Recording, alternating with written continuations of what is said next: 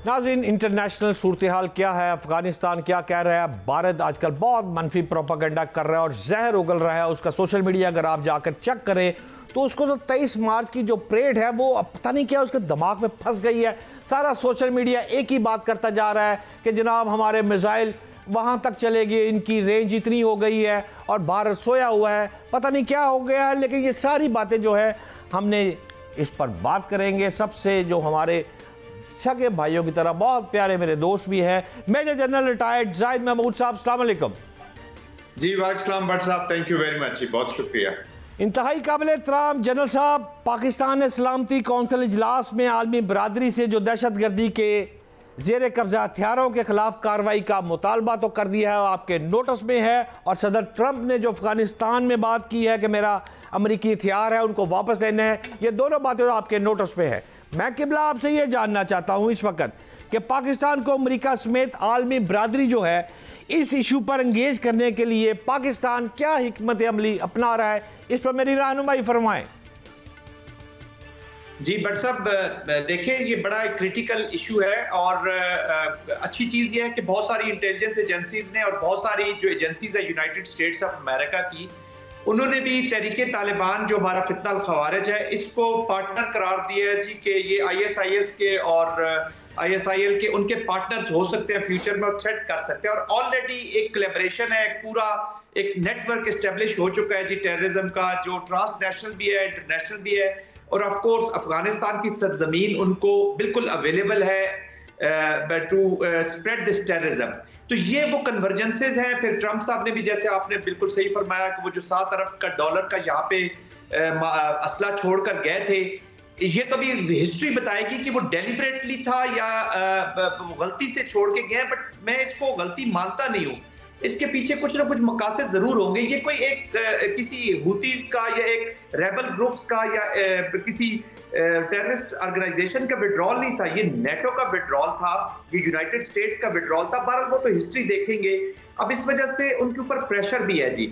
और देखें अमेरिका के साथ भट्ट साहब बात यह है कि वेस्ट हो अमेरिका हो, जब तक आप उनको ये नहीं बताएंगे कि उनको यहाँ से क्या खतरात हैं, वो आपके खतरात के ऊपर इस तरह के एक्शन लेने वाले नहीं है। और उनके लिए खतरात मौजूद हैं, ये ट्रांसनेशनल जाएगा। और अनफॉर्चुनेटली अब इस रीजन में एक ऐसी स्टेट मौजूद है जिसका नाम भारत है भट्ट साहब, जिसने टेररिज्म को, चाहे वो गुरबत सिंह का कत्ल हो कि प्लान हो अमेरिका में, निजर का मर्डर हो कनाडा में, या पाकिस्तान के अंदर एप्लीकेशन हो थ्रू TTP, अल खवारिज और BLAs BRA की सूरत में, तो ये टेररिज्म उनका एक इंस्ट्रूमेंट ऑफ पॉलिसी बन चुका है जी।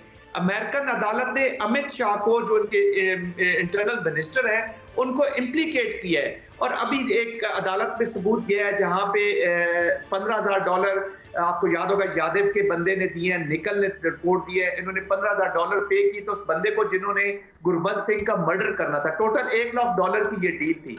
तो ये भी इसी इलाके में मौजूद है, ये स्टेट ये इसको यूज करेगी।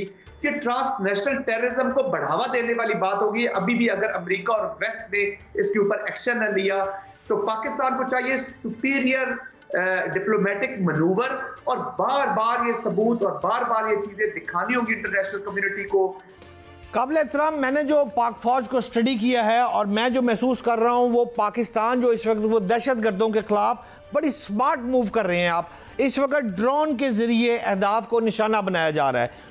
तो अगर ड्रोन से निशाना बनाया जा रहा है तो मैं आपसे ये जानना चाहता हूँ कि रद्दुल फसाद या ज़रबे अज़ब जैसे ऑपरेशन जो थे, बड़े ऑपरेशन, अब उनकी ज़रूरत नहीं पड़ेगी क्या? आपको मामला इसी तरह हल हो जाएगा?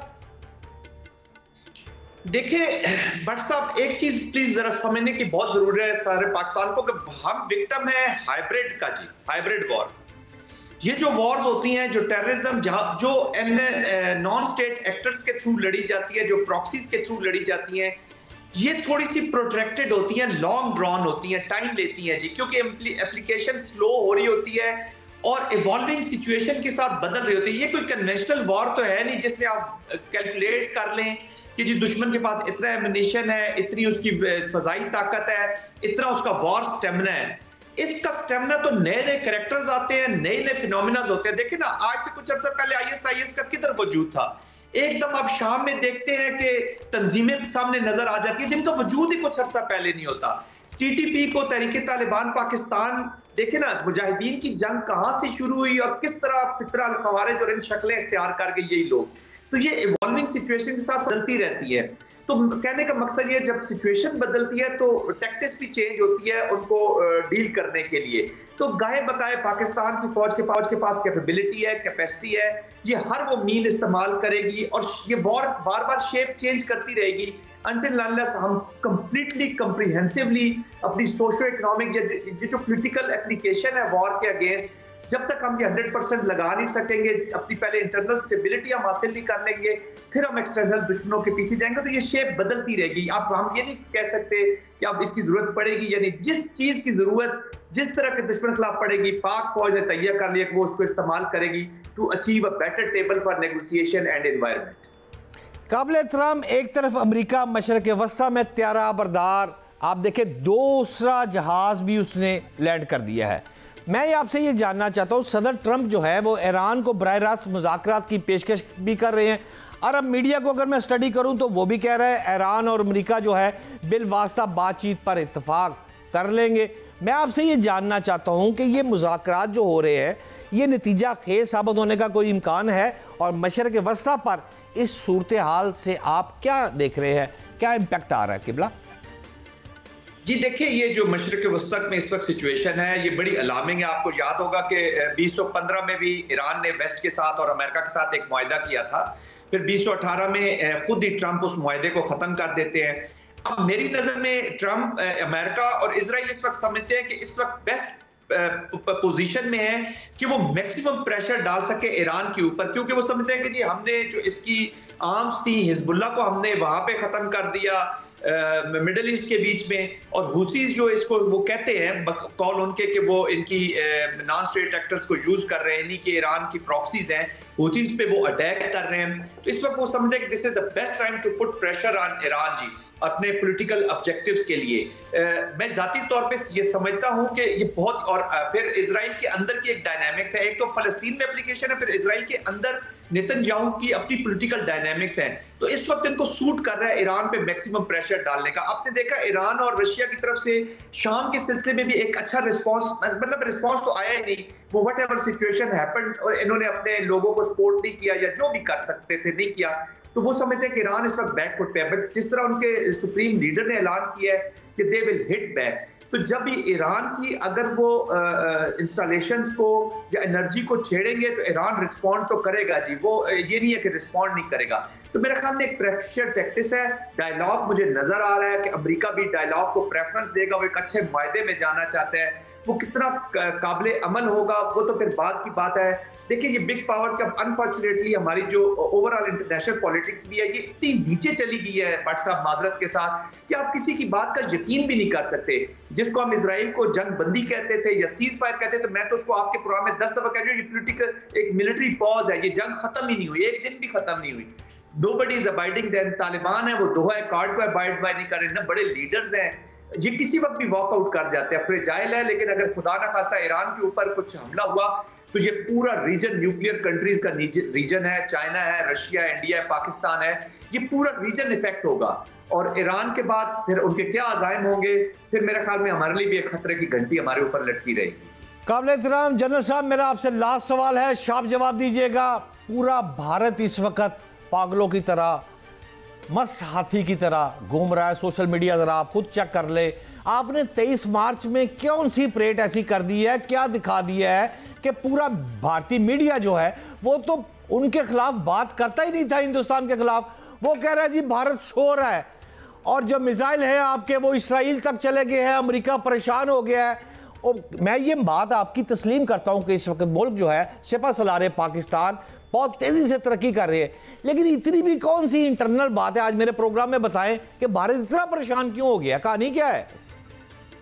जी देखिए भट्ट साहब, भारत कभी भी पाकिस्तान को कन्वेंशनल डोमेन में बीट नहीं कर सका जी। हमेशा हमने या तो एस्केलेशन लैडर पे उसके साथ रहे हैं या उसको मैच किया। देखिए अभी जब ये आपको मैं जल्दी से माजी करीब का वाकया बताता हूँ कि जब इन्होंने इंकर्जन्स की थी जी कश्मीर के अंदर, आपको याद होगा जब ये हमारे 2 कौवे और चंद दरख्त मार के चले गए थे, तो पाकिस्तान रिस्पॉन्डेड। पाकिस्तान के ऊपर उस वक्त बहुत मुल्कों का प्रेशर था, खासतौर पर आर्मी चीफ के ऊपर जी, बहुत से मुल्कों का, अमेरिका का सबसे ज्यादा प्रेशर था कि आप रिस्पॉन्ड ना करें, लेकिन भारत को, पूरी दुनिया को इस वक्त क्लियर है कि पाकिस्तान एक ऐसा मुल्क है रीजन में जो भारत के किसी भी क्विड प्रो को हर वक्त तैयार रहता है जी। वो चाहे एक सिपाही का एक्शन हो बॉर्डर के ऊपर या मिसाइल जंग हो, पाकिस्तान ने भारत को रिस्पॉन्ड करना ही करना है। और पाकिस्तान के पास यही तो डेटरेंस है।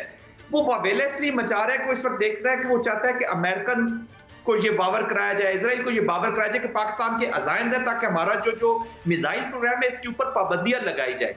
लेकिन पाकिस्तान में पास्ट में भी बहुत पाबंदियां लगी है भट्ट साहब। जो सबसे ज्यादा खौफ पाकिस्तान भारत के अंदर, जो सवाल आप कर रहे हैं उसका शॉर्ट जवाब यह है कि पाकिस्तान के अंदर कैपेबिलिटी और कैपेसिटी के साथ साथ जो सबसे खतरनाक चीज है वो विल है, जो मौजूद है, कि जो कि भारत के खिलाफ जरूर इस्तेमाल होगी। कौमों के पास बहुत हथियार वेपन्स होते हैं लेकिन विल नहीं होती उसको इस्तेमाल करने की। पाकिस्तान की भारत के कॉन्टेक्स्ट में विल माजी में भी तजर्बा करके उन्होंने देख लिया है, आइंदा भी देखेंगे। और ना ये कौम इस फौज को, ना ये फौज इस कौम को, ये मिल के दोनों इसके ऊपर कंप्रोमाइज कभी कर ही नहीं सकती जी भारत के ऊपर तो। और वो वावेला करते हैं, भारत का एक खौफ रखते हैं पाकिस्तान का, उसी पे वो पॉलिटिक्स करते हैं, उसी पे वो तकरीरें करते हैं, उसी पे वो इलेक्शन करते हैं।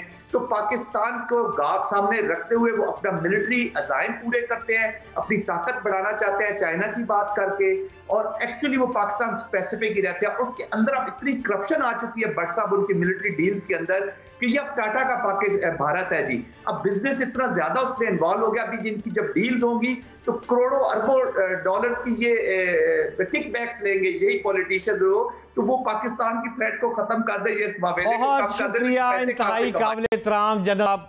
फरमा रहे थे विल की बात, विल बहुत जरूरी है, और 2 कव्वे मारकर भारतीय चले गए थे। शायद नाजरीन भारत को समझ आ गई है कि पाकिस्तान इस वक्त मजबूत हाथों में चला गया है और पाकिस्तान डे बाय डे तरक्की कर रहा है। ना सिर्फ फौजी साजो सामान, मुआशरत की बात कर लें, मुल्क की तरक्की की बात कर लें, एक मजबूत टीम जो है वो पाकिस्तान को लेकर आगे चल रही है। इस वजह से शायद उनको परेशानी है।